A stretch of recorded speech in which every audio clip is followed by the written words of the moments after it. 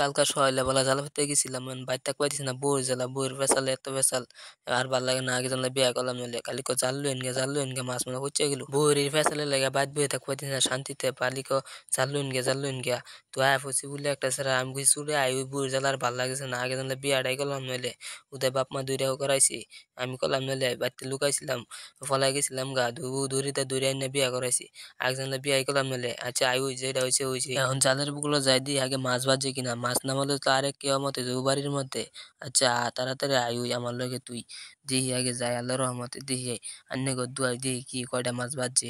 আল্লাহ তুমি মাছ বাজায় দিও আল্লাহ। আন্নে গো দুয়াই বিসমিল্লাহ কইয়া পানিত নাইমা হলাম। পানিত নাইমা হইরা এখন আমি যাইম জালের বুকলো।